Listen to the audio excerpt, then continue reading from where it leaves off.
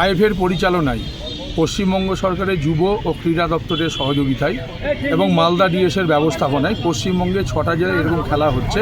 তো আমাদের মালদা বৃন্দাবনী ময়দানে মালদা, উত্তর দিনাজপুর এবং দক্ষিণ দিনাজপুর গ্রুপ ভিত্তিতে খেলবে এবং এখানকার যে চ্যাম্পিয়ন টিম হবে সে সব জায়গার চ্যাম্পিয়ন টিমের সঙ্গে আবার তাদের নকআউট পর্বের খেলা হবে, চূড়ান্ত পর্বে তাদের খেলা হবে। তো আমাদের মালদার পরিবেশ দেখে সবসময় সিএবি হোক, আইএফএ হোক আমাদেরকে খেলা নেওয়ার জন্য আমন্ত্রণ জানাই। আমরা সেই আমন্ত্রণ গ্রহণ করি।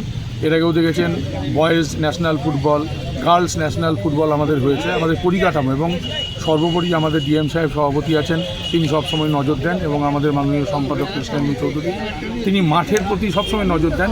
আপনারা দেখেছিলেন কিছুদিন আগে বৃন্দাবনী মাঠটা একটা জীর্ণ অবস্থায় ছিল।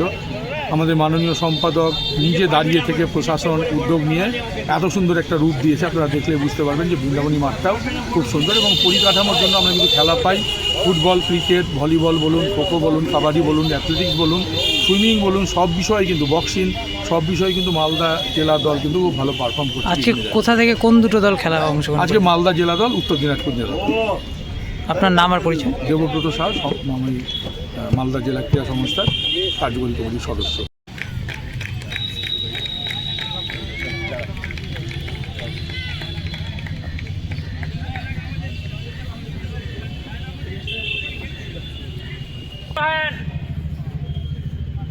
Backside.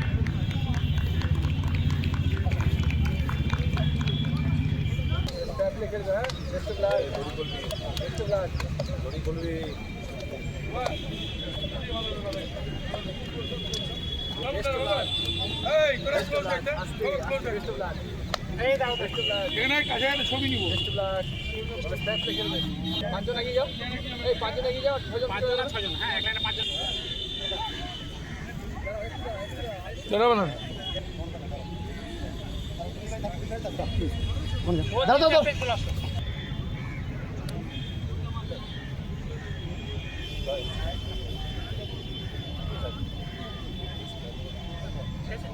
দাঁড়িয়ে